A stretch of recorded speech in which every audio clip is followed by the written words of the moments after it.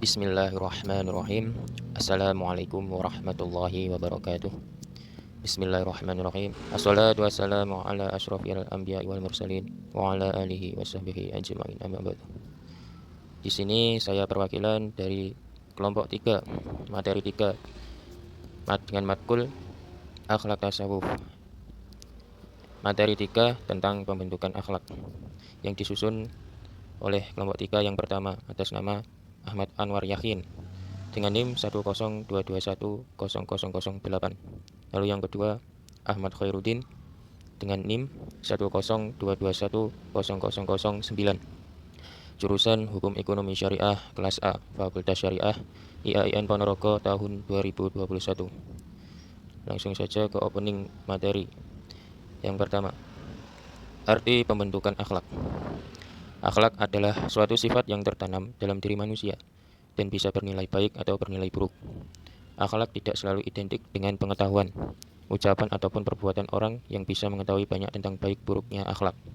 Dengan kata lain, akhlak merupakan sifat-sifat bawaan manusia sejak lahir yang tertanam dalam jiwanya dan selalu ada padanya Al-Quran sebagai landasan. Bahwa akhlak itu baik atau buruknya akan memantul pada diri sendiri sesuai dengan pembentukan dan pembinaannya.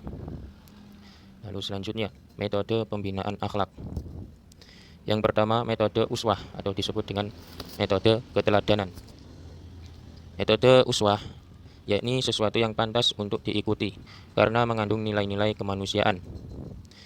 Metode ini telah dicontohkan oleh Rasulullah SAW, yang dimana Allah berfirman dalam surah Al-Ahzab yang artinya sesungguhnya terdapat dari diri Rasulullah SAW itu keteladanan yang baik bagimu, yang berbunyi wattabi' ma yuha ilaika min rabbik innallaha kana bima ta'maluna khabir.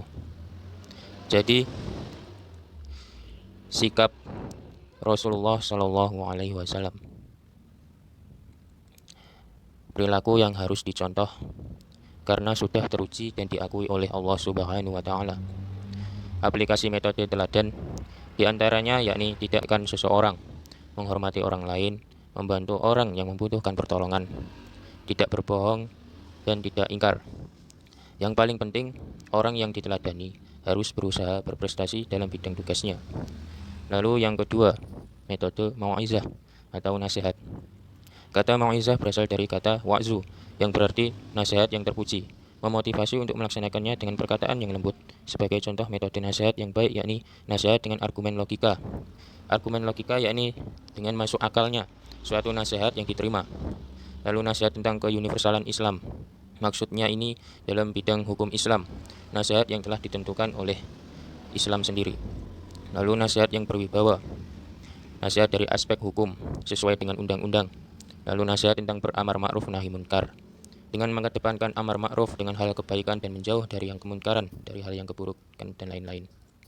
Yang paling utama, pemberi nasihat harus mengamalkan terlebih dahulu apa yang dinasihatkan.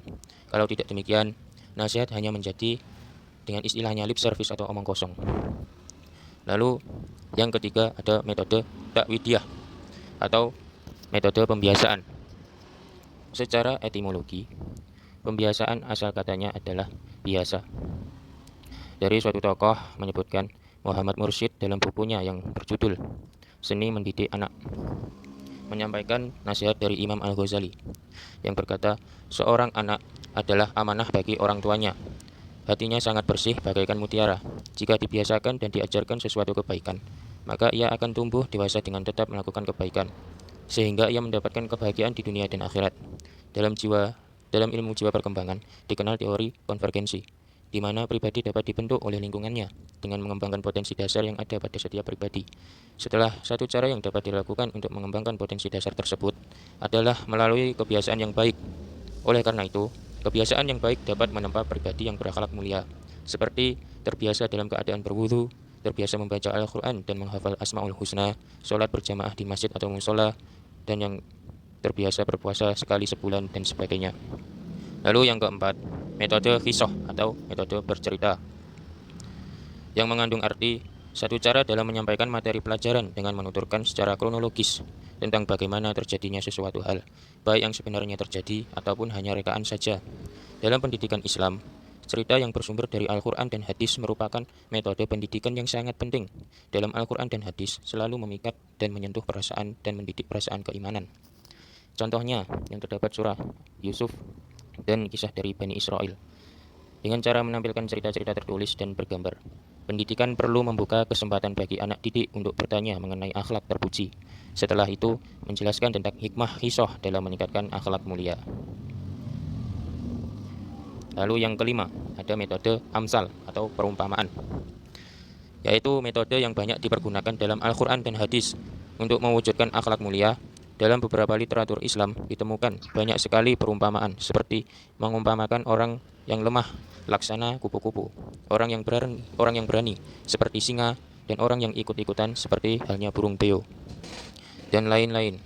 Disarankan untuk mencari perumpamaan yang baik ketika berbicara dengan anak didik, karena perumpamaan itu akan melekat pada pikiran dan sulit untuk dilupakan.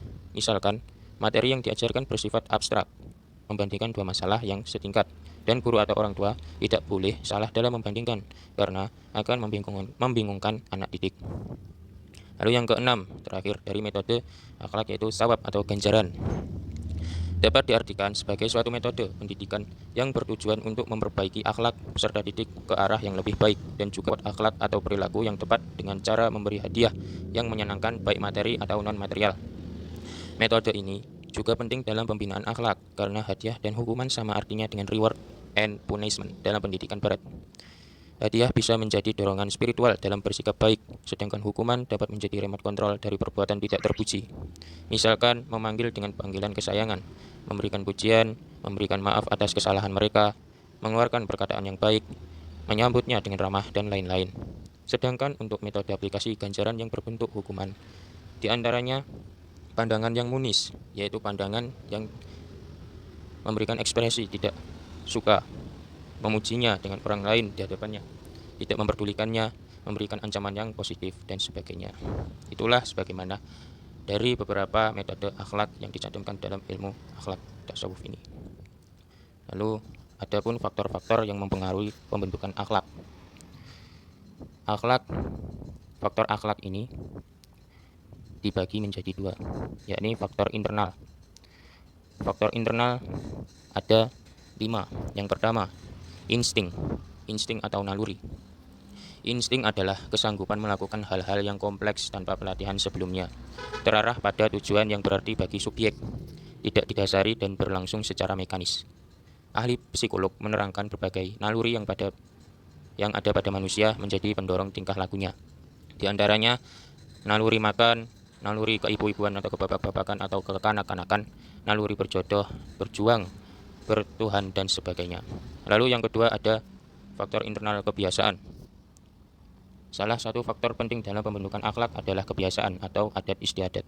Yang dimaksud kebiasaan adalah perbuatan yang selalu diulang-ulang sehingga menjadi mudah dikerjakan.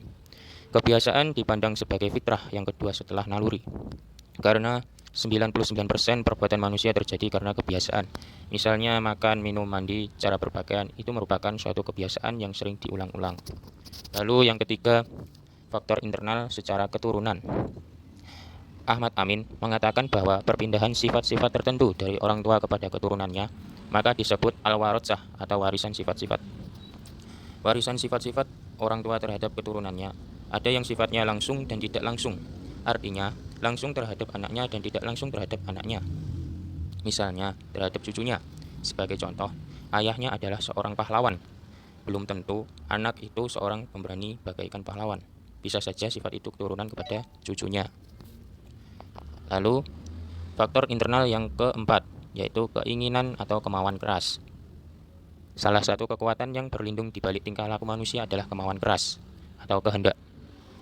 Kehendak ini adalah suatu fungsi jiwa untuk dapat mencapai sesuatu.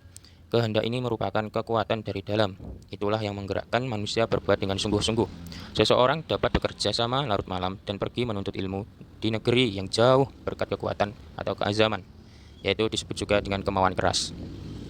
Demikian, seseorang dapat mengerjakan sesuatu yang berat dan hebat, memuat pandangan orang lain karena digerakkan oleh kehendak. Dari kehendak itulah menjelma niat yang baik dan yang buruk, sehingga perbuatan atau tingkah laku menjadi baik dan buruk karenanya.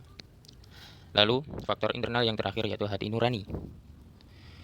Hati nurani pada diri manusia terdapat suatu kekuatan yang sewaktu-waktu memberikan peringatan atau isyarat apabila tingkah laku manusia berada di ambang bahaya dan keburukan. Kekuatan tersebut adalah suara batin atau suara hati, yang dalam bahasa Arab disebut dengan dhamir al-qulub. Dalam bahasa Inggris disebut conscience. Sedangkan conscience adalah sistem nilai moral seseorang, kesadaran akan benar dan salah dalam tingkah laku.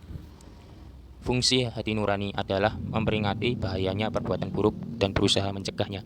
Jika seseorang terjerumus melakukan keburukan, maka batin merasa tidak senang atau menyesal.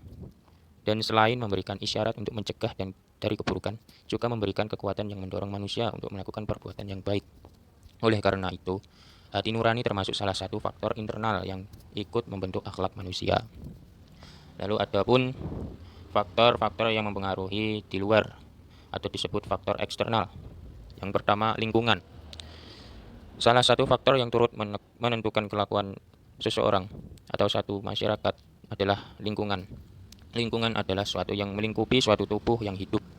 Misalnya, lingkungan alam mampu mematahkan atau memantangkan pertumbuhan bakat yang dibawa oleh seseorang. Lingkungan pergaulan mampu mempengaruhi pikiran, sifat, dan tingkah laku. Lalu sifat eksternal yang kedua yaitu pengaruh keluarga. Setelah manusia lahir, maka akan terlihat dengan jelas fungsi keluarga dalam pendidikan, yaitu memberikan pengalaman kepada anak baik melalui penglihatan ataupun pembinaan menuju terbentuknya tingkah laku yang diinginkan oleh seorang orang tua.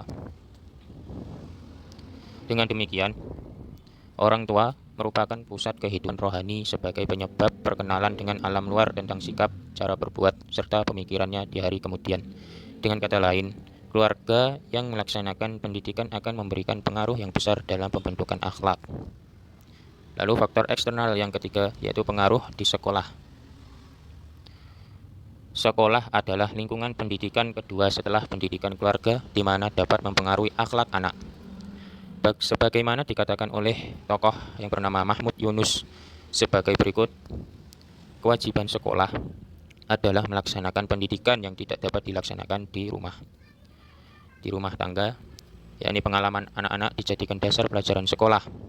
Kelakuan anak-anak yang kurang baik diperbaiki, tabiat-tabiat yang salah dibetulkan, perangai yang kasar diperhalus, tingkah laku yang tidak senonoh diperbaiki, dan begitu seterusnya. Di dalam sekolah berlangsung beberapa bentuk dasar dari kelangsungan pendidikan, pada umumnya yaitu pembentukan sikap-sikap dan kebiasaan. Dari kecakapan-kecakapan pada umumnya, belajar bekerja sama dengan kawan sekelompok melaksanakan tuntunan-tuntunan dan contoh yang baik, dan belajar menahan diri dari kepentingan orang lain. Lalu yang terakhir dari faktor eksternal yang mempengaruhi pembentukan akhlak, ini pendidikan masyarakat. Pendidikan masyarakat dalam pengertian yang sederhana adalah kumpulan individu dalam kelompok yang diikat oleh ketentuan negara, kebudayaan, dan agama. Menurut Ahmad D. Marimba mengatakan, corak dan ragam pendidikan yang dialami seseorang dalam masyarakat banyak sekali. Hal ini meliputi segala bidang baik pembentukan kebiasaan, pengertian atau pengetahuan, sikap dan minat maupun pembentukan kesusilaan dan keagamaan. Itulah sebagaimana faktor-faktor yang mempengaruhi pembentukan akhlak dari segi faktor internal dan faktor eksternal. Lalu apa manfaat dari akhlak yang mulia? Yang pertama, yaitu dapat menikmati ketenangan hidup. Yang kedua, tidak mudah terguncang oleh perubahan situasi. Yang ketiga, tidak mudah tertipu oleh fata morgana kehidupan. Dan yang terakhir, dapat menikmati hidup dalam segala keadaan. Itulah sebagaimana manfaat akhlak yang mulia di kehidupan bermasyarakat atau di kehidupan dunia akhirat. Dan itulah sebagian dari presentasi kami. Kurang lebihnya saya mohon maaf. Akhirul kalam, wallahul muwaffiq ila aqwamit thoriq. Wassalamualaikum warahmatullahi wabarakatuh.